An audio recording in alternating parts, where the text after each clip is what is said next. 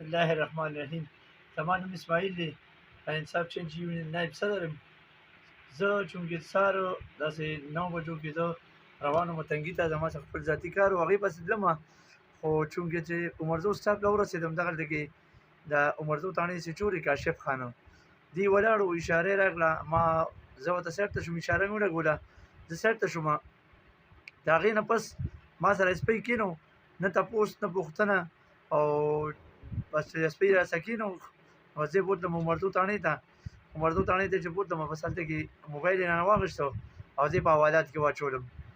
نه څه جرم نه څه داسې ګناه کړې وه، نه څه داسې خطا کړې وه، او پته نه لګي چې دوی د خپلې وردۍ ډېر غلط اختیارات استعمالوي.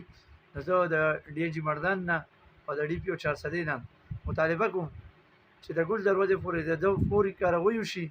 که د ده خلاف څه کاروي ونه شوه، نو زه به انشاءالله د ګل په ورځ 10 بجې د ډي پي او صاحب د دفتر مخکې ته احتجاج کوم.